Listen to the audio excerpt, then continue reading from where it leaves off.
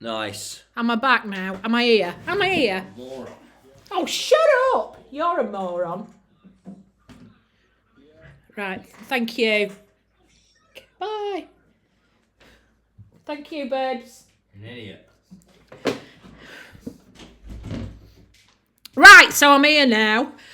Oh, thank you. I didn't know that was my husband ringing me going, "You're muted. Do you know you're muted?" I was like, "No, I don't, obviously." Obviously, I didn't know how to unmute myself, so I had to get that dickhead in to come and help me out. By which I mean my son, not my husband. Yes, we'll start again. Hello! As you can see, I am not in my usual hutch. I am in our Tom's flat. So yeah, I'm here for a few days. I'm still painting. I'm doing painting and decorating, and I'm very much enjoying it. I chuffing love painting a wall. Brilliant. There's just something now. It's so like, you can see what you've done. You can see what you need to do. It's straightforward. I love that. Very rewarding. Let's have a look. Now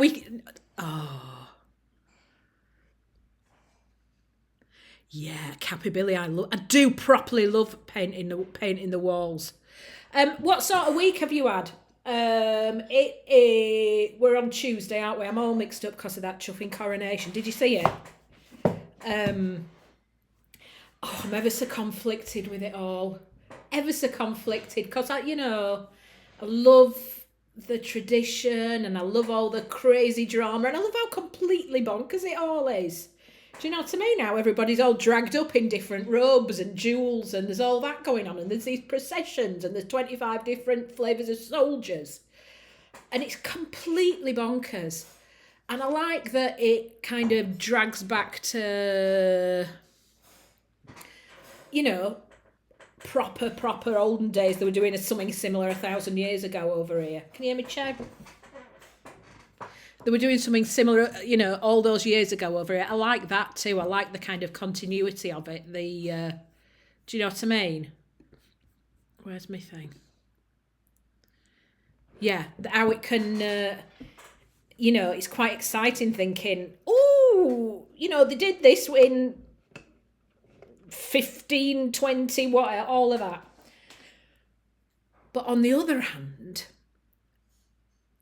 I find it all a little bit pointless as well.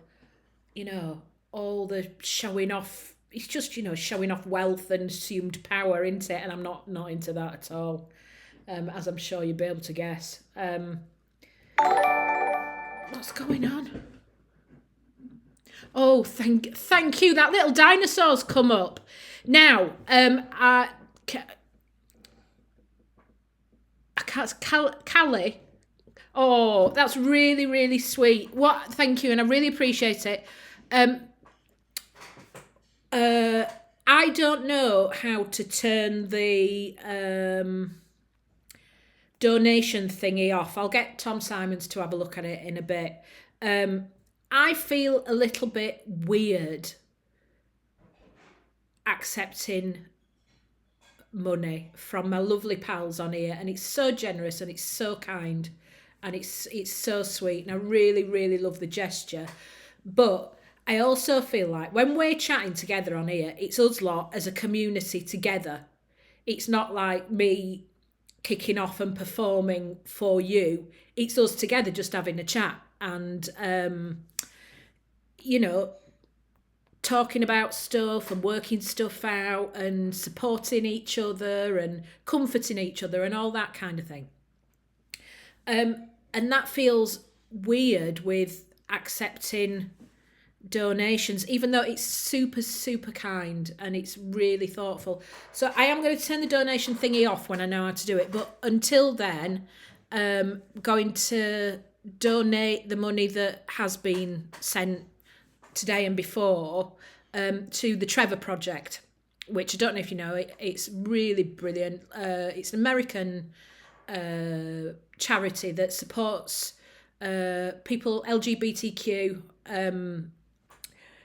people and issues, and lots of mental health stuff, lots of people working out their identity stuff, lots of support, lots of practical support as well. And I know there are lots and lots of charities, but I chose that one because I've looked at my stats, and on here and on TikTok and on Twitch and on the Twitters and on the Instagrams, although I can't be arsed with Instagram, it's just one too many for me. I talk to my friends, I've got a very, very small group of pals on Facebook, mainly people I was at school with or people I've known through work and that sort of thing. And I chat with them, and I chat with lots and lots of people on the Twitter, and occasionally when I can be asked to do a TikTok, but can't be asked with Instagram and all the others. I keep having a go and then thinking, and then I remember again 6 months later that I've got an Instagram account. Professional! So I looked at all of them stats, and something like over 60% of people in there are from America, and I think there's something like 20% from just under 20% from the UK, and then people from the rest of the world, but they're massive chunks from America. So it made sense to donate to an American charity. Snapchat is one too many for me. I didn't even get started on Snapchat. Do you know what I mean? I already knew at that point that it was, I won't be able to get my head around it. I can barely get my head around this, and I've been going a few weeks, haven't I?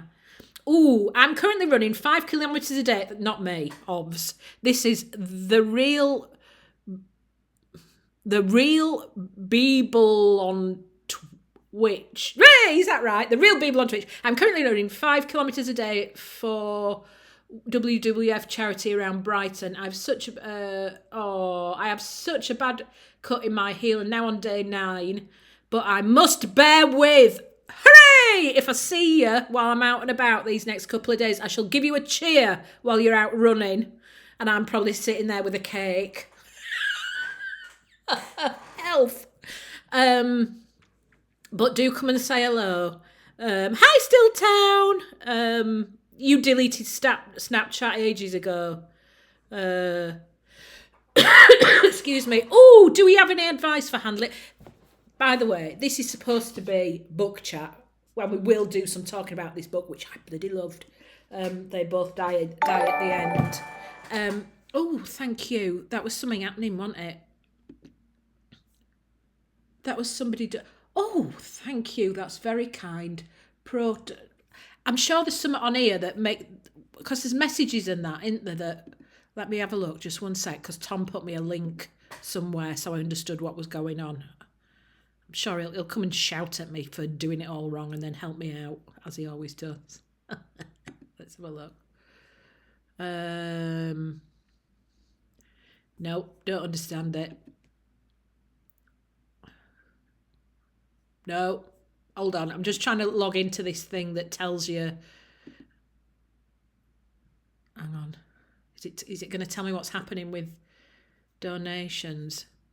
Yeah, there's a dashboard, but I currently don't understand the dashboard. Oh, so if you've sent me a lovely message, I'm really sorry. I can't find it. I will find it and reply to you later.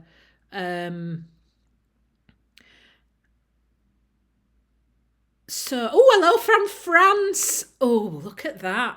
It's very international from France. Is it? Whereabouts in France are you? Proton Pix. Oh, no, that's not Proton Pixie, is it? That's Epsilon. Whereabouts in France are you?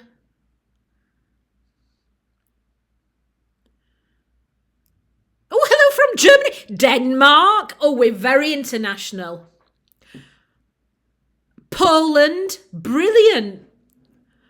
Right, noodles. It's Australia. Oh, what time is it there in Australia? Here, it's 7:15 in the evening. And I am having a Coke, a Diet Coke, because I have been up that chuffing ladder all day painting. And I'm a bit tired now. Netherlands, Holland, Israel, Estonia, Denmark, Canada, Oxford, but moved to Brighton for uni. Oh, brilliant.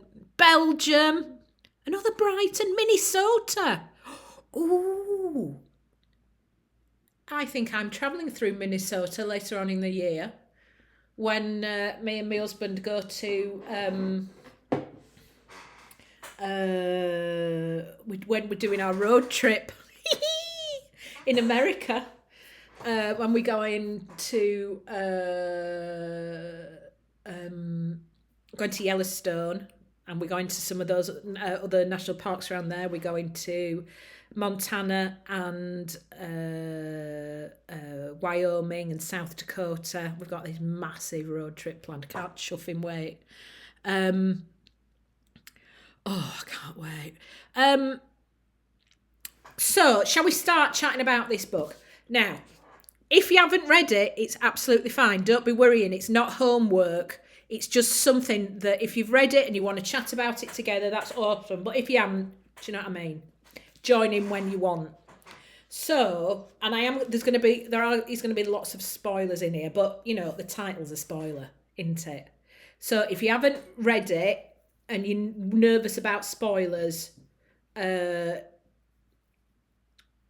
probably come and join us again on Sunday when I usually on a Sunday I chat all sorts of rubbish on here on a Sunday night, but I didn't this week because our Tom was up in Nottingham and we went to the pictures. And we went to see Guardians of the Galaxy. It's really good. It's really good, isn't it? Has anybody seen it? Guardians of the Galaxy 3. Really enjoyed it. Oh, way up. You're southwest of France. Biggest city nearby is Bordeaux. That's exciting. Oh, I like it that there's people all over. It's lovely, isn't it? So, like, I can't remember who it was. I saw somebody earlier on saying that they listened to this rather than reading it. I did as well. I did both because I saw this book and I thought it was just so beautiful. This hardback gold version, and I got it because I thought it was a beautiful thing. And but as I've said before, I'm really slow at reading. I enjoy it very much, but it takes me forever. So if I want to whip through something, I usually get it on Audible as well. And I really enjoyed it on Audible. I've had quite a lot of really long drives recently. I've been up and down from Nottingham to Brighton a couple of times, and which is like 4-hour drive. And I've been up to my friend Sarah up in Carlisle, which is about 3.5-4 hour drive. So I really like an audiobook when I'm driving. And it's not cheating listening to it on an audiobook. I used to think that a lot. You know, you're not really just because you've not physically gone like that. The fact that you're not doing that makes it kind of less. And that's wrong. No, it doesn't. It's about experiencing the story and experiencing, you know, this shared narrative that other people are reading and other people are having opinions on. But I do like doing that sometimes, listening to the audiobook and reading it. Do you know what else I've been doing that with forever? Because it was about 18 hours long. Jane Eyre. I read Jane Eyre donkeys years ago, and it's a great big, giant, chunky book, isn't it? And so I got the audiobook. It was a free one on Audible. And I've been reading bits and listening to it on Audible, mainly when I'm on trains.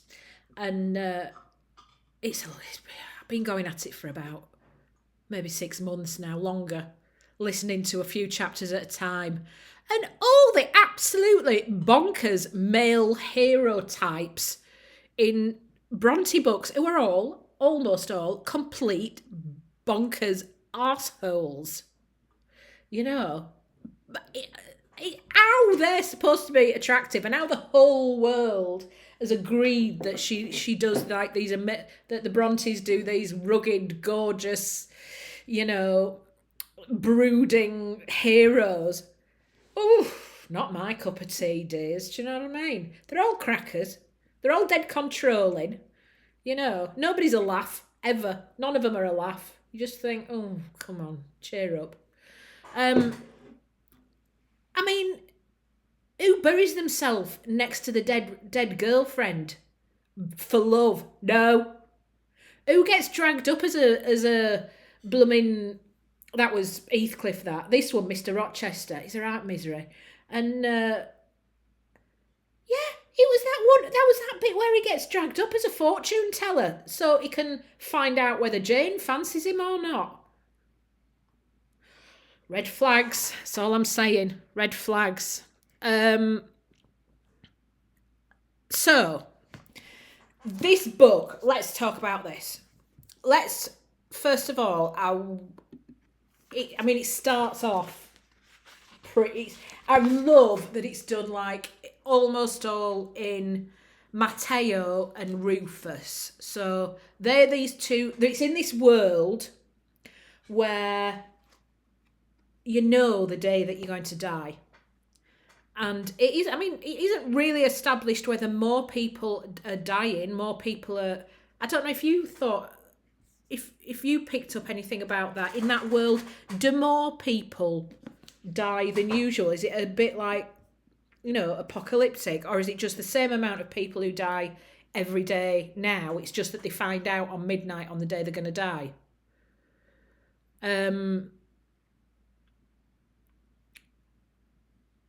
Because it's a lot about death, I assume that there was more deaths in that world, but I might be wrong. It might just be the same amount. Yeah, I thought it was the same amount, but they just got told. That makes sense.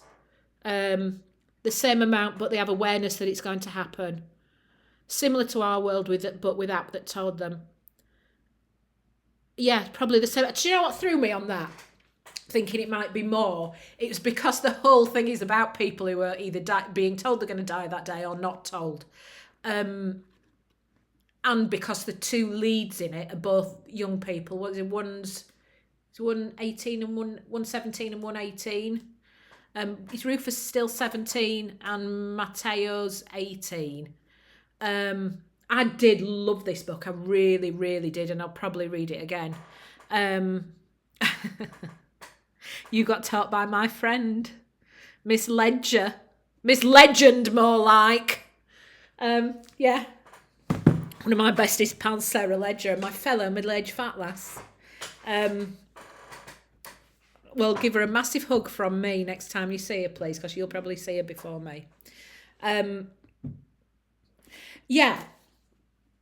But that does make more sense. I think it just because it wasn't explicitly saying that it's just the same amount of deaths happening. It's just that you get told. Both are 18. Right, Stargirl 54. Both are 18. Cool. And they both get this call. There's this... they get the call just after midnight that they're both going to die on that day. And they don't know each other. And they're both in very different circumstances. First of all, I wanted to ask you, what do you think about that whole idea of deathcast? Would you want to know if you were going to die that day or not? I think the book is really upsetting. It makes you think though, doesn't it? Would you want to know on the day that you're going to die? Or would your whole life be like thinking about dying if you know that, oh, it's past midnight, I might get a call? Do you know what I mean? I don't know. Absolutely not. Oh, the worst Virgos using language. Deathcast is literally terrifying and they can fuck right off. So you've got opinions. Cool. Yeah. I know what you mean, Jay Sparky. It does seem comforting in some ways because you can say bye, but I think the anxiety level of thinking somebody might ring after midnight, you know, I think I'd just spend my whole life really anxious. But then would you just, if that was the way it was, the whole deathcast thing, and you knew you were told on the day that you were going to die, would you just kind of adjust to that being part of life, just as in life now we don't know? We don't know. Oh, I'm a bit coughy, sorry.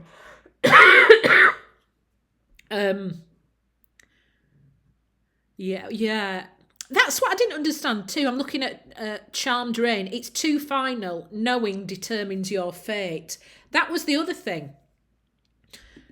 If you're not going to die that day, are you kind of... Does it make you sort of invincible if you haven't got the call from Deathcast? Does that mean you're just definitely not going to die that day at all? Hello? Books! You're talking books? We go. I've got a book you want to read. Better than any of your shit. Tom?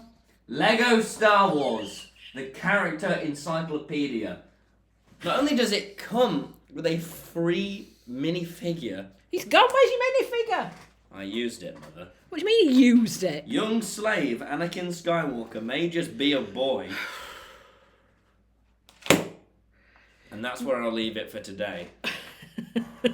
We're reading the book. Let me tell you about this book, Tom, because you... Virgins. They both die at the end. Book for people with small dicks.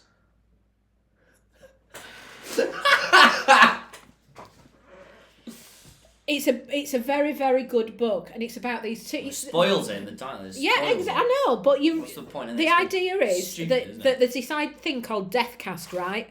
And they know who's going to die. So it's in a world... counterintuitive. It's in a world where you find out on the day that you're going to die, and some people they might be 90. Boring.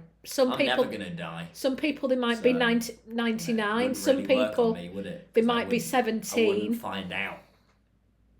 Be a plot. Some people they might be 17. I'm not going to die at 17, Mother. I'm a god. Well, also you're 19, aren't you? So do you know what I mean? You've passed that point, smart ass. So we were just talking with my friends on here. We were just talking with my friends on... Oh, Tom, we were being serious. We were talking whether or not we'd like to... Whether or not we'd like to know on the day that...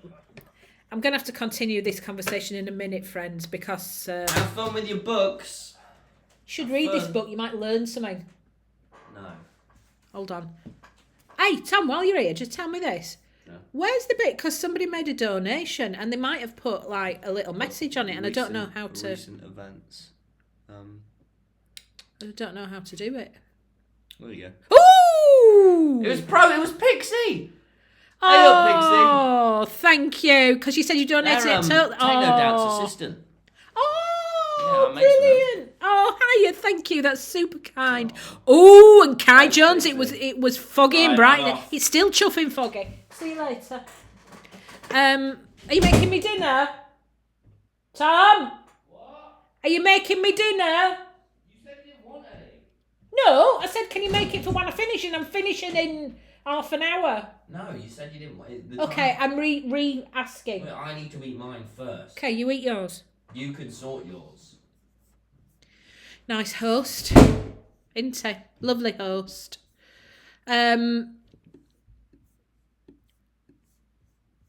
That's super kind, thank you, Proton Pixie. I can see it now. And it was Foggy Kai Jones in Brighton. And super foggy. I was going to have a bit of a drive round, but then I thought I won't be able to see out. So, do you know what I mean?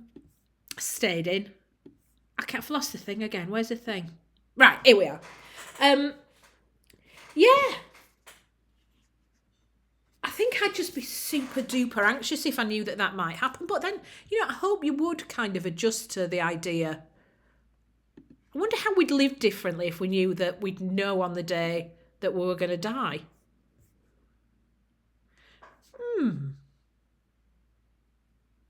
Yeah, the colourful hair girl kept almost dying. She was the one, wasn't she, that right at the end she was in the park where Rufus was on his way to, and her boyfriend who worked at Deathcast, he was on the way there. So we didn't actually hear of how she died, did we?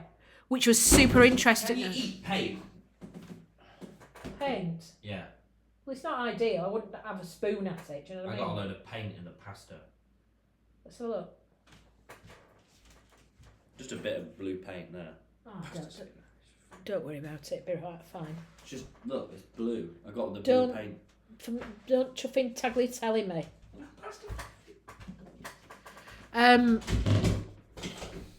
The colourful hair girl. She's the one who she thinks her boyfriend. She split up with her fiance, and her fiance works at Deathcast, doesn't he? And yeah, the boyfriend was speeding on his right. He was working at Deathcast. They split up, and then she gets a call saying you're going to die today, and she thinks, nah, bollocks, this is him. This is him having me on, being awful because I've split up with him. So she kind of ignores it, and then there's a few times where like she's in an explosion and she's fine, and she's in a car crash and she's fine, and it really makes her think, nah, this is bollocks, it's not happening at all, it's him. And then almost at the end of the day, she rings him and says, I'm really cross with it. She's twiddling her engagement ring, isn't she? She's really cross with it to say, are you messing me about, or is this real? And he's like, upset because it's real. So he gets in his car and drives to the park, doesn't he? At Althea Park, is it? But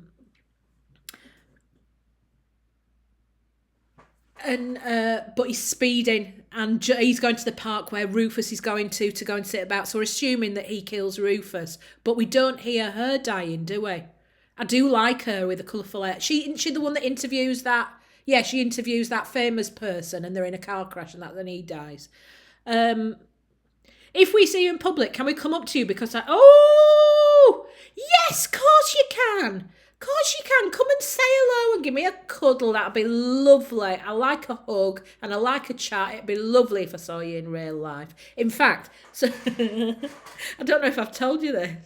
The only place I seem to get recognised in Nottingham is, when it's not a thing that Tom's doing, or a Lovejoy thing, or something where there's Tom and his friends are. The only place I seem to is in Waterstones in Nottingham, in the bookshop. And the first time it happened, a lovely girl came up to me and said, are you Mrs. Simons? And Mum as well, and said, and I was like, yeah, I am to look. And she was lovely. And I was so and she listened to the podcast, mine and Sarah Ledger's Middle-Aged Fat Lassies podcast. And she knew about stuff from the podcast, and I was so excited. I got all mixed up and I asked her for a photo. I was like, oh, can I have a photo with you to show my friend? Because she'll be so excited. And everybody was confused.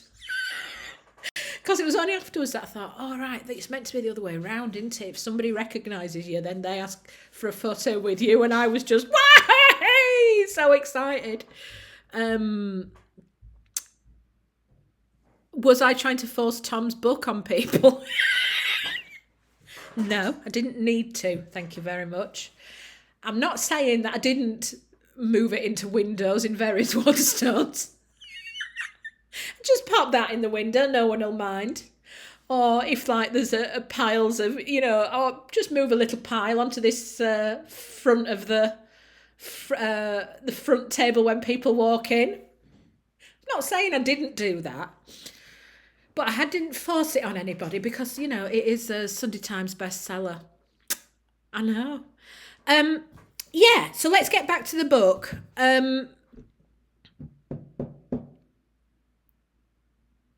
So these two meet because of there was a lot about apps, wasn't there, and about social media and the way that social media has kind of altered the way that people communicate and the way that people communicate together.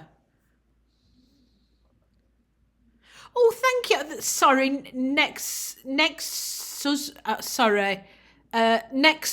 Rena. Is that right? Nexus Rena. Thank you. That's really, really lovely, and I will donate all of this. That's very kind.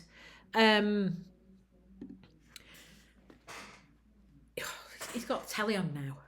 I can hate telly. I don't know what he's watching because we're going to watch some film later on. What was that about? Oh yes, yeah. There was quite a lot about social media and how it kind of, because they met, didn't they, on Last Friend, My Last Friend. I can't remember what it's called. What's it called? And I like that they called them deckers, didn't they? People who were going to die that day, deckers. Do you think? I kept thinking, why do they call them deckers? Is it because they're going to hit the deck? You know, as in, maybe it's not. Maybe that was just me. What's it called? I want to say My Single Friend. But that's not right, is it? Just let's have a look. I can hear what he's listening to, what he's watching. White Lotus. I've already seen it though, but I'll catch up in a second. What's it called? That? Yeah, Last Friend. Yeah, I really like that whole idea of the connectedness of it.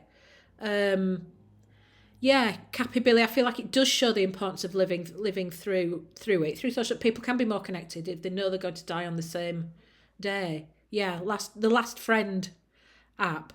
Because they're captains of their own ship. I like that. Stargirl, that's ace. Yeah, and the trolls and the weirdos on the app also very realistic. And that there was the serial killer one and all of that. But you do think, why would you bother being a serial killer for a load of people who might sound weird now as I'm saying it? I think, now I sound like a serial killer. Why would you bother being a serial killer on the day when all of these people are going to die anyway? Do you know what I mean? Don't it like defeat the object?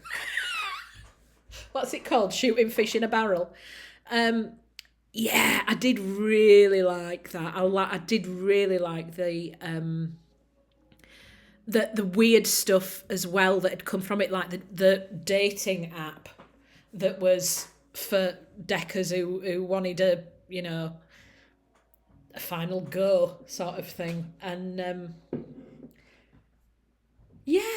but the idea that it starts off all kind of stressful, doesn't it, about it being the last day, but then by the end of it it's quite joyful and quite sort of that because these two people have met, they've both had a brilliant day and kind of lived their whole lives and everything and lots of things that they wanted to do and that they hoped for and that they dreamed about and that they were too nervous to do because they knew it was the last day and they thought, fuck it, let's do it. Let's do that, Yeah, back to the serial killer thing. I guess they want to feel in control by killing people, or because no one would investigate the death. I don't know if they would or not, because it seemed to it upset the lady, didn't it, who'd invented the app, who'd invented the Last Friend app. She was really upset by the whole serial killer thing, wasn't she? Yeah, I really loved that it turned into, just a second. Tom! Will you turn it down a bit, please? Well. I'm streaming!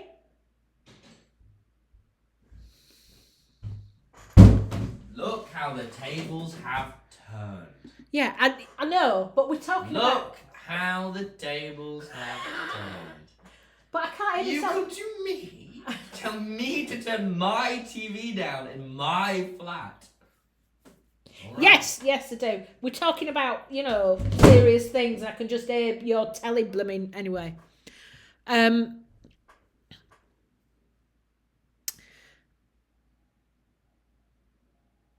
forgot what I was on about now. You can tell I'm tired, can't I? I'm even more flaky and all over the place than normal. And somebody asked if I'd be their internet mum. I would be it would be an honour. Thank you. I'd love to be your internet mum. That's kind of, we're all supporting each other on this kind of community, aren't we? And I really love that. Last Friend serial killer thing. That was it, Cappy Billy. Thank you. And yeah,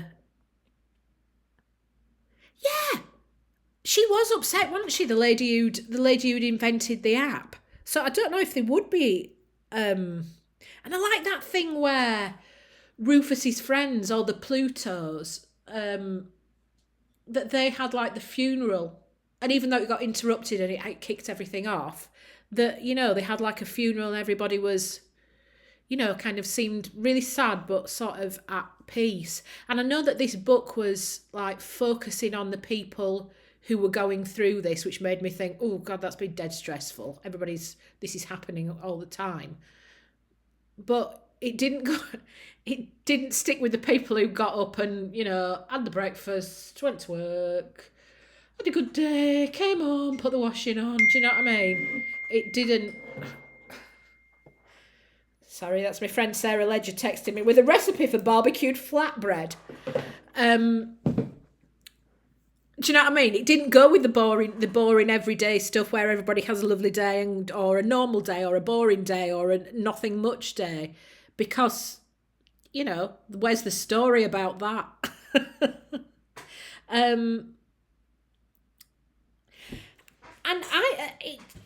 I really, really liked the love story in it as well, because I knew that it was like it was within sort of the LGBTQ genre, but it kind of seemed, I really liked that kind of world where they were, that it just kind of seemed almost irrelevant. It was just about people falling in love with each other, and them being bisexual or gay or what. It just didn't make. It wasn't something that was kind of pushed forward. It was I loved how just kind of generally accepted it seemed, which to the point where it was like I kept forgetting that it was like something to do with an LGBTQ type, a book in that genre, because it just seemed irrelevant. It just seemed like people who loved each other, people who were falling in love. Do you know what I mean? And it reminds me of, has anybody seen that this kind of world, and I know it wasn't saying it was a world where homophobia doesn't exist and everybody's accepting and everything, but has anybody seen Schitt's Creek? Because I love that. That was kind of that whole sort of universe was, and it wasn't kind of pushed forward either. It was just a very accepting kind of universe. Do you know what I mean? Where you can be gay or bi or trans or all of the other LGBTQIA things, all of that, and it's just completely accepted. It's not a thing. There's no kind of any sort of pushback or crossness or even raised eyebrows about any of it, which I really loved. And you just think how lovely when you kind of take that whole element away from a world.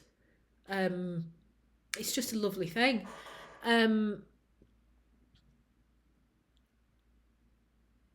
What's your thoughts on people being asexual?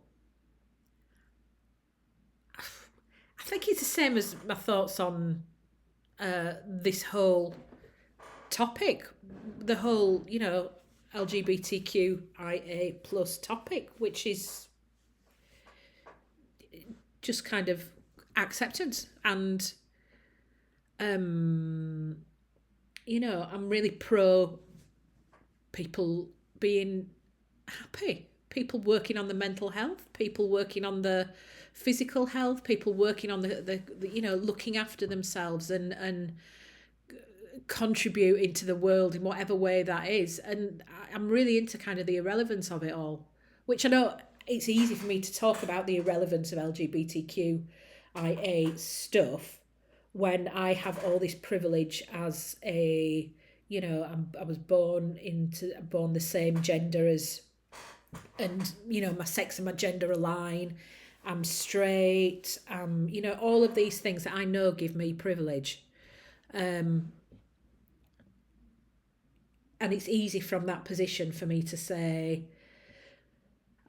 that I love the irrelevance of it all. And I understand why people have to kind of fight for their visibility in that context, you know, in the LGBTQIA plus context, because otherwise, because there's still so much anti-acceptance.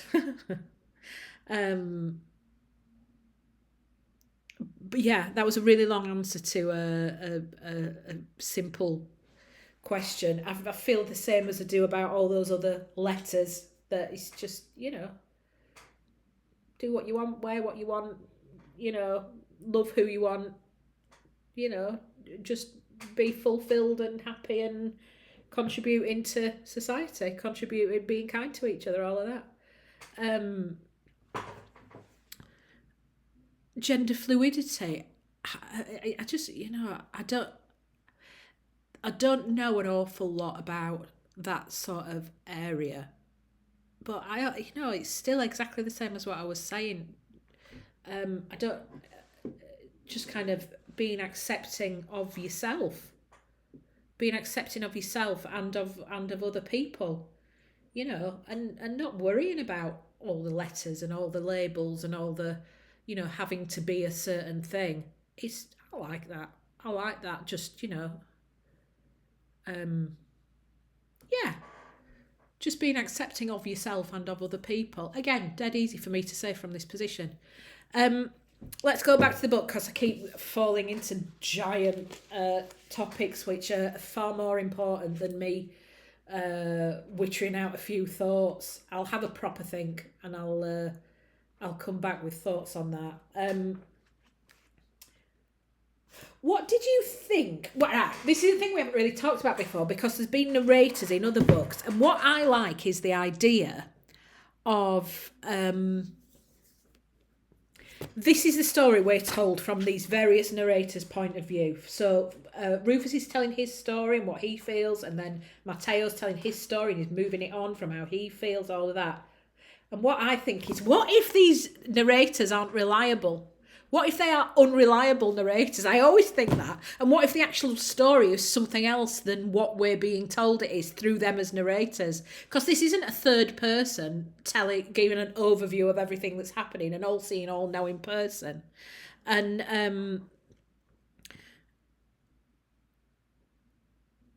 yeah, you find multiple narrators confusing. I know what you mean. I do at first, until I get into the characters of who they are. What did I read? Girl on a Train. That had multiple narrators, and it had anybody read that? Girl on a Train. Right, enjoyed it. But it was properly like all sorts of different narrators, and some of them were unreliable. So what the story you were being told, which moved on the whole story, but from lots of different points of views, wasn't necessarily what was happening. So you had to kind of read between the lines about what the story actually was. And I do like that. But yeah, it does. I kept having to kind of go back and remember which characters are which. What else? Yeah. I liked that. Yeah, I like that it was happening in New York and around New York, because it's so iconic, and it's so kind of, if you haven't been to New York, you still know what New York looks like, because it's on a million films and it's on a million different, do you know what I mean? So you get that idea of what it's like. What did you think about that? Do you think it... And also, there was opportunity for lots and lots of stuff to happen, because, you know, it's New York and it's brilliant and there's loads of shit going on, and there's, you know, it's a city that never sleeps, isn't it? And so yeah, so there was lots of stuff happening in that environment, and I wonder how different the story would be if it was in a much quieter place.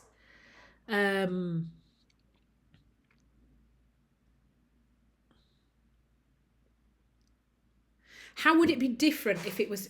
I mean, it would be completely different if it was set somewhere rural, wouldn't it? Because people wouldn't be able to meet up and do things, and,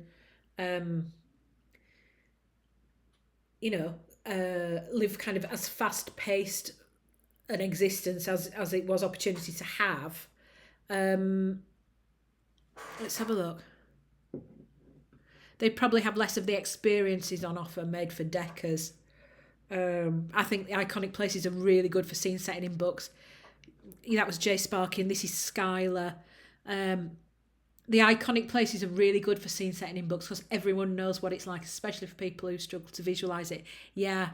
I think that's really important. In something like this, where it's about the city as well, isn't it?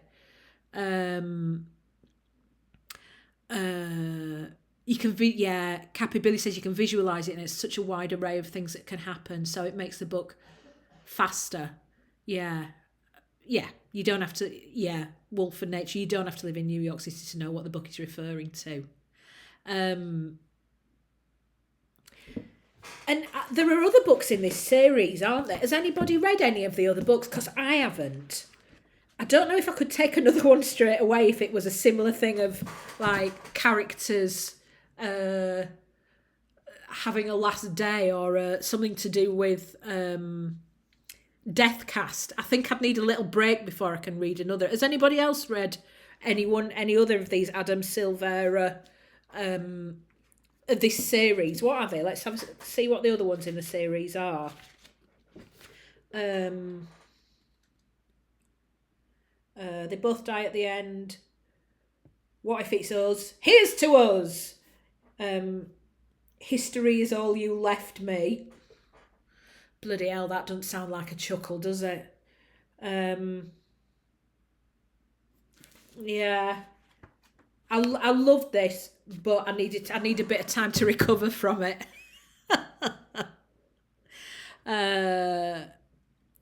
Oh, this is interesting. I love book talks. I really want to start reading, but most of the time I don't have the concentration. Read it, right? And I know if we're all here as readers, or there's lots of people here who read, and that's the thing that you love doing. That I'm preaching to the choir. But can you hear me? I'm squeaking like mad on this chuffing chair. When I've worked in various places with people who don't necessarily read a lot, and I'm wanting them to read, and I'm wanting them to do, when I've been teaching, I've been working with people who are, it's not even that they're not keen on reading, it's that they struggle with reading. They're learning, they're kind of learning to read, whether that's as teenagers or as adults, and so I've had lots of lessons with people where we've thought about strategies to encourage reading. And one of my favourite ones is kind of setting up reading as an experience. So it's not like, oh, bloody hell, here's a book, I need to read it. You're setting up kind of an experience for yourself. So first of all, you're thinking about the place that you might want to read in. So that place might be, it might be sitting in the garden with a nice, and it's kind of like dressing the set.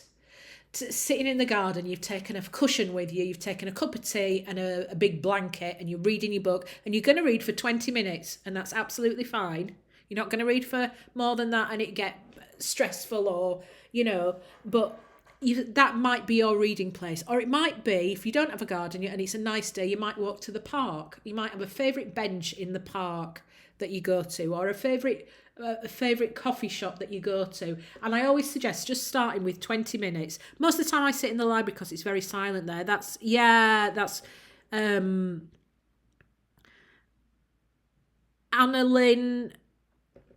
AXXC. Most of the time I sit in the library because it's very silent there. Yeah. Or reading on a bus journey. Yeah, that's a nice one. Cappy Billy, yeah. Sometimes listening to an audiobook and reading at the same time can make it so much easier for me as a dyslexic person. It helps me to understand it more than just reading or just listening. I'm the same. I really am, and I'm not dyslexic, but I've some things I find much easier to kind of take, taking all the story and everything by doing that. It's funny, there's some things books that I much prefer reading, and other ones that I much prefer listening to on Audible. Yeah, so just going back to like the idea of a reading place. Sue's saying in the winter I like reading with a blanket and a cup of tea on the sofa. But I much prefer to read in summer in the garden. Yeah, that sounds lovely. And I love the idea of setting a scene of it. It might be in your room and you might, if you like reading with music on, you might put on some quiet background music and you might light a nice smelly candle and you might sit in your bed and read in your bed and just think, well, this is my special time. And so that's my idea to kind of to read more is kind of set yourself, make it into an event. And you knowing that you don't have to read for 7 hours at a time. You can read for 20 minutes and then go and do other things, but feel kind of nourished by that time that you've read, because it takes you away from everything. It takes you away from what's going on around you, because if you don't get stuck in, you're not going to know what's going on in the book. And I love that about reading, that, it just takes you, and it transports you to other worlds. You can't understand it unless you get your head in it.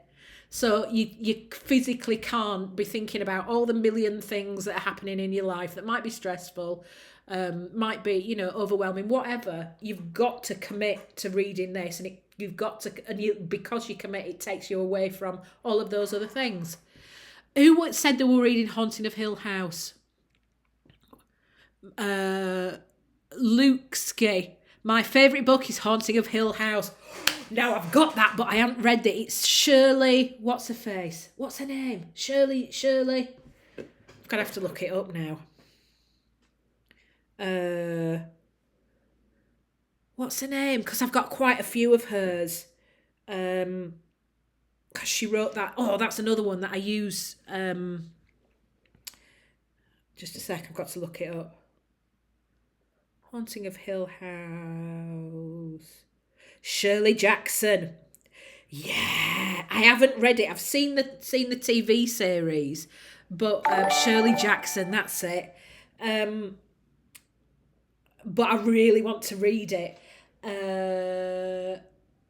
because We Have Always Lived in the Castle. Have you read that? Oh, couldn't put that down. Thought that was brilliant, and it's another one of those like blooming Margaret Atwood that I thought it'd be way too advanced for me and way too difficult for me. I did really well. Do you know what I mean? I've got an English degree. I'm an English teacher. I've been a professional writer for 20 years. Longer than that, 25 years. And I'm still like, oh, that's too scary. I'm not clever enough for that. Don't know where we get these things from, but still. Yeah, and Shirley Jackson was properly one of those that I thought... this is going to be too difficult, and it wasn't, and I loved it, and I got like so into it. That was it. That was the one that I read. We Have Always Lived in the Castle. I definitely suggest that one. And another one that I've used a lot in when I've been teaching adults, teaching courses of creative writing, is The Lottery. I'm going to put a link to it. It's a Shirley Jackson. It's a short story. I'm going to find it and put a link in this chat. It's a short story, and it was first printed in the New Yorker magazine, and it remains the most complained about piece of fiction that they've ever had. It's so unsettling, and there's so much kind of world kind of towards the end where it messes with your head a lot, and it's brilliant how she creates a world, how kind of subversive it is, how shocking it is. And this was in, right, when was it? When did she write The Lottery? 1948. First published in the New Yorker in 1948. And I won't tell you any more about it because it is short. It's totally worth reading. Let me find the link to it, and I'll pop it in.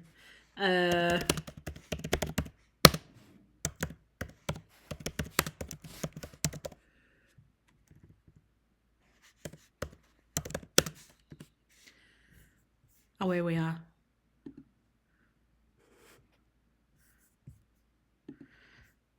Right, so this is the actual story that was in the New Yorker. Hang on. Here's the link. So if you get a chance, have a read of that, because I just think it's brilliant storytelling, and it's so unsettling, and it's a short story. Yeah, so that's one that I like. I pick apart when I've been teaching creative writing classes. Agatha Christie, do you know what? Oh, I shouted that quite loud, didn't I? Agatha Christie! Mooberry. I read some Agatha Christie a while ago, and it was so fun to figure out who the murderer was. I have never read an Agatha Christie novel, and I'm totally missing out, and I should definitely read some Agatha Christie. I have just bought, because I like a second-hand book as well. I have just bought a biography of hers, because I'm interested in her life. Because she sounds so unusual, and there's all that bit where she disappeared for a while in her life, wasn't there? And then she came back, and so I'm super interested in her, though I haven't read one of them, so that's definitely on my list.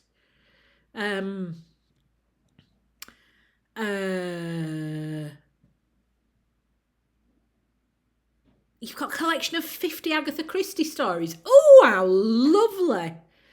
And her life, was it really interesting? Yeah. Any murder mystery books? Have you read any murder mystery books? If you did, or if chat did, any recommendations? Yes, we haven't done one in the chat, but there's this lovely bookshop that I go to. It's a little independent bookshop in Nottingham, and it's kind of in this it's like 3 or 4 miles from where I live, and it's just kind of almost in like a load of houses, and it's a tiny little bookshop, but the bloke who runs it, I'm going to find a link to it so you can see him. He's absolutely brilliant.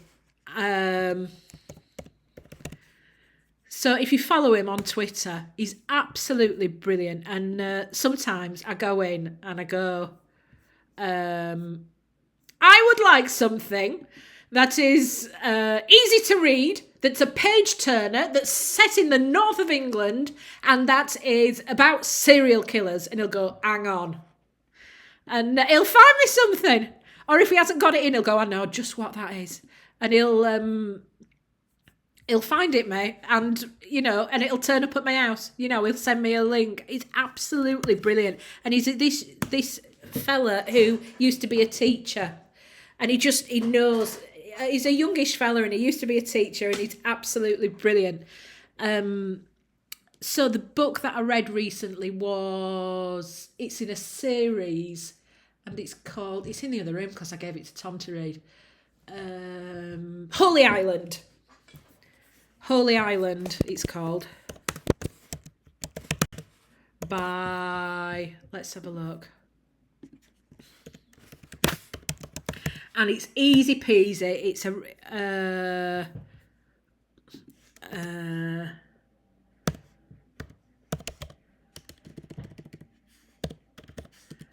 me find it.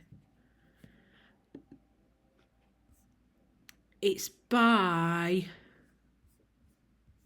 L.J. Ross, and apparently L.J. Ross. Easy peasy, total page turner.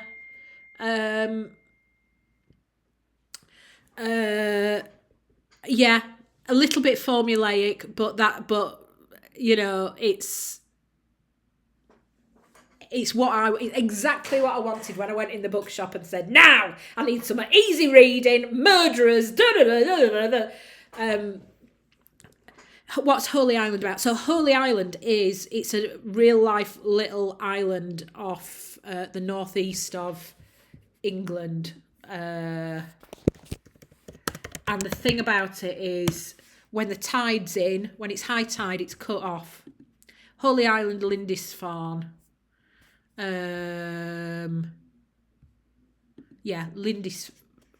Lindisfarne.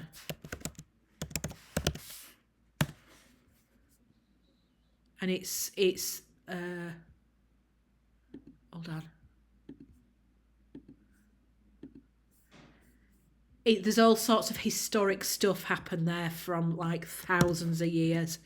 No, it's not based on a true story, but there's all sorts of stuff like from Viking times onwards has happened on Lindisfarne and Holy Island, and it's, there's pagan stuff happened, and like saints and Christian stuff happened, and Viking business. So it's really rich with history and rich with kind of ritual and all sorts of stuff, and it's like but the thing that really got me was that it's this island that there's only certain times in the day that you can drive to from England, from the mainland. The rest of the time it's completely cut off, and the water around it is like crazy waves, so it's not swimmable. Even though it's only kind of a mile away from the shore, it's not swimmable because there's all like rocks and the waves are bonkers. And I just thought that's really interesting as a concept. So if somebody is actually still on the island and there's, if there's a serial killer on the island, how does that work? Because it's tiny as well. So it is a real place, but the story's not real. So anybody who knows, just before I go, because I'm starving hungry and I want my dinner. Have I read Circe? I haven't. I've got it, but I haven't read it yet. We read, what's it called? Song of Achilles a couple of months back, didn't we? And I loved that. So Madeline Miller. So I am going to read. That's on my list. What should I read? What should we read next?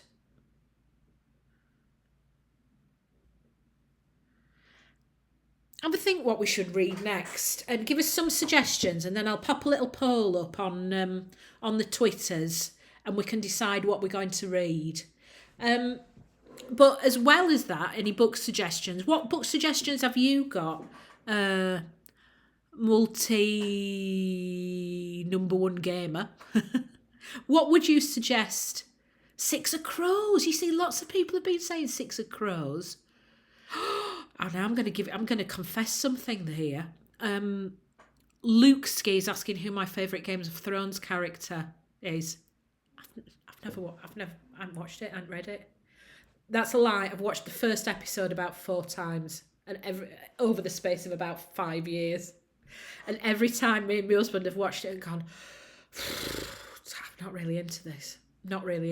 And then like the hype and that everybody loving it and saying it's the best thing ever raises a bit more, and I'm like, let's try it again. So we've tried watching it again. It's just like,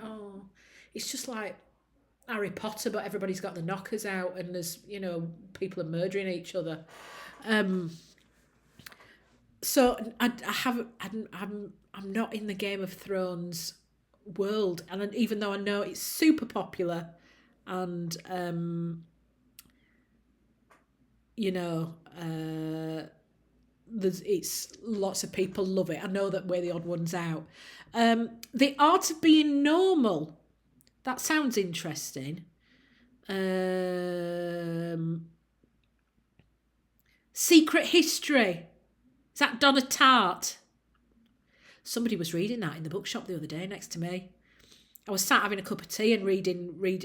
I had a pile of books. I was going to choose which one I was going to buy, and I thought, go on, I'll have a cup of tea while I'm doing that. And there was some girl sat reading next to me. She was well into it, and it really got me thinking, oh, I need to start on Donna Tartt.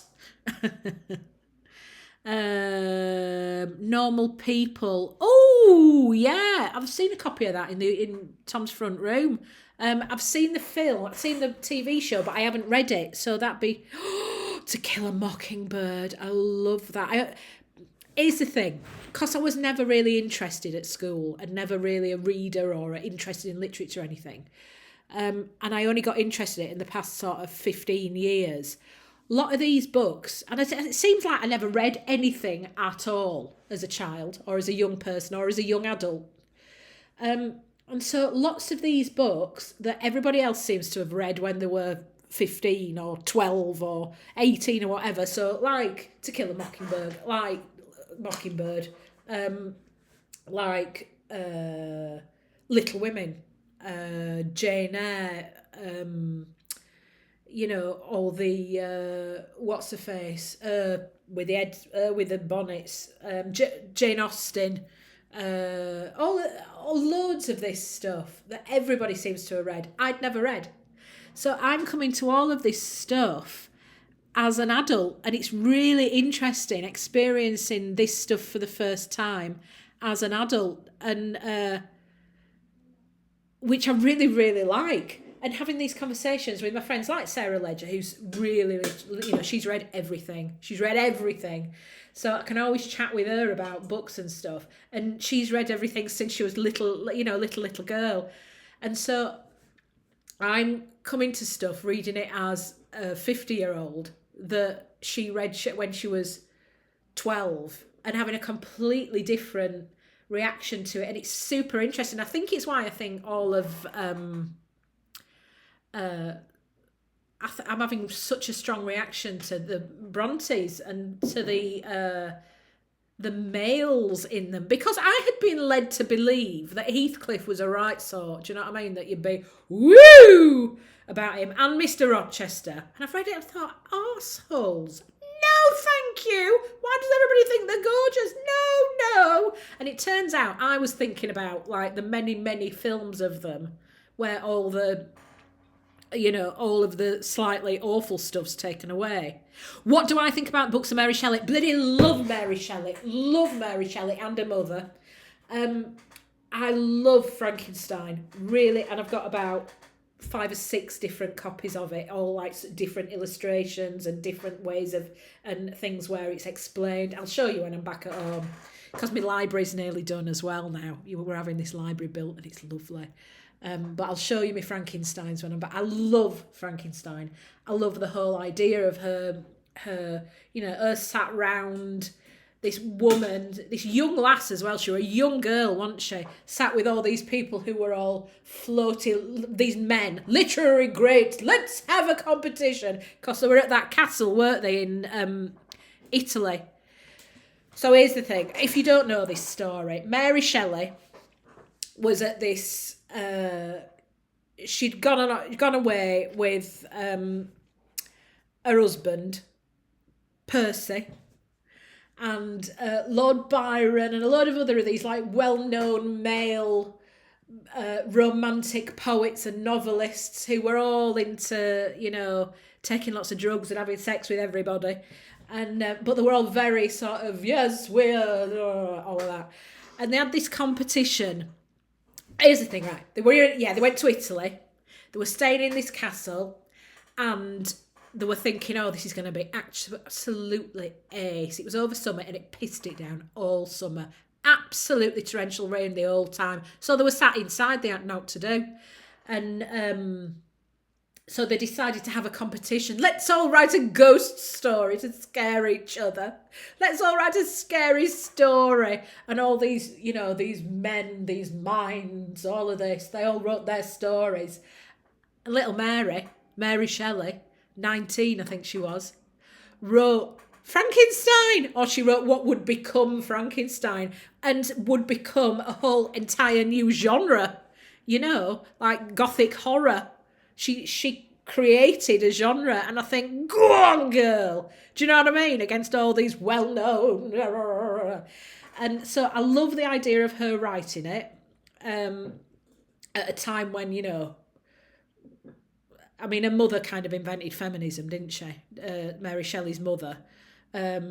She was one of the forefathers of feminism. The godmothers of feminism. She wasn't forefather, she was a godmother. And I like the themes of it. I like the themes of Frankenstein. This kind of the creation, the creation of something, and and creating this thing, and then it having its own mind, and it being kind of the the monster, Frankenstein's the creature turning into like a monster because people were unkind to him. You know, because he doesn't start off an arsehole, the monster. He's just like a baby. He's like a giant, great big baby. And it's because he isn't treated well and because he's, you know, that he kind of turns to the dark side. And I really, really like that. Oh, that's interesting, multi-number one gamer. Studied Frankenstein at university. It's amazing. I really love putting queer theory into texts like Dracula, Frankenstein, Dr. Jekyll and Mr. Hyde. It's great. That's really interesting. To think of it through that sort of lens, through queer theory sort of lens. I got Dracula recently. I haven't read it yet. But yeah, because me and my friend Judith from New Jersey, we had our little road trip and we went to Whitby, and we went up on the hill in Whitby, you know, with the Abbey, and where in Dracula, where he gets off, where Dracula, when he's transported across from Transylvania, and he kind of leaps off the boat and runs up the 199 steps to the Abbey, and he's a dog at that point. And we walked up them 199 steps, and you think, bloody hell, it is really like eerie and gothic here. And that's another one with a brilliant backstory of how it was written, isn't it? Dracula. It was I can't remember what's his name who wrote Dracula. Can't remember his name. But he was a theatrical manager and a theatrical agent.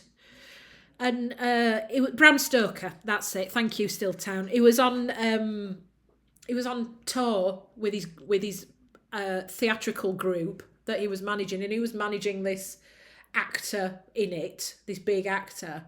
And for some reason they had a week off. And rather than him have to go right, because he lived down south, go right the way back down south to see his family and all of that just for a week, he thought, I'll hang about around here, I'll stay around here. So he stayed in Whitby for a couple of weeks, because, you know, obviously in those days, getting back down to the south from right up there would take you forever. And so yeah, he wrote what was to become Dracula in like, what am I going to do here? I know. And he wrote it as a play. And then he showed his mate, the fella who he manages, the play. And his friend said something like, please never show this to anybody ever again. But anyway, he did a bit of work on it, and turned into Dracula Spectacular. So I'm going to have a look through. That's another one, Jekyll and Hyde. I ain't read it, and it's only a little one, isn't it? Isn't it only a little thin book, Jekyll and Hyde?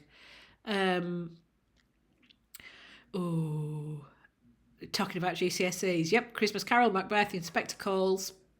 Yep, that's what's happening at the moment. Tell you what, David, I've got it in my diary to try and get tickets.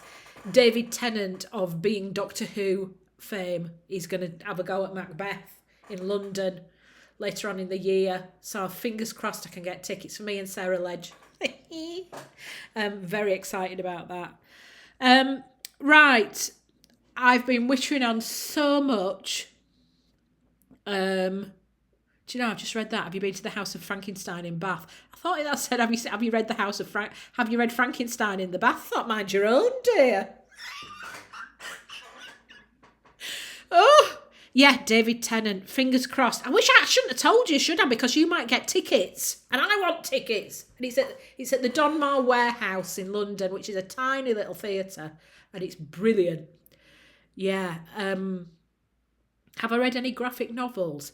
I have, and I do like them a lot, but I find them harder to, for some reason, I find them harder to kind of understand the narrative, which I know, and I really respect them. I think my husband knows a fella who writes, who's written some, and really big ones, and when he came up and he was doing a talk for something my husband was doing, and it was when our Tom was quite little. What's his name? He wrote Watchmen, and he did a lot of stuff for Batman and that kind of thing. And he did a little picture for Tom and put on it for Tom. What's his name? I can't remember his name. And he was lovely. And so, like, reading his stuff, I'm going to have to find his name now, aren't I? Hold on. I see, I've got no memory. I have to... Watchmen. Dave Gibbons! That was it. Yeah, and so we've got a lovely picture up on in a frame at home with one of his drawings, that he did, and he's written to Tom on it, and we've got it in a lovely frame, and it's gorgeous. It's about that big, and it's just him going like that and drawing one of his characters.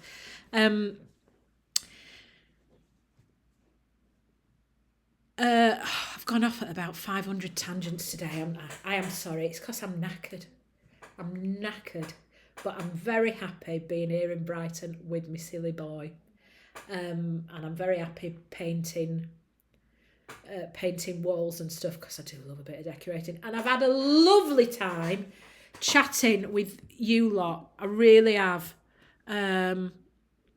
Oh, look, Simply Able donated thanks so much for that donation. I really appreciate it. And as I say, I'm going to gather them all and put them in to the Trevor Project.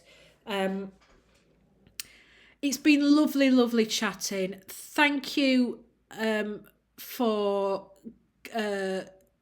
putting up with me, twatting on about all sorts and telling you 25 stories at the same time.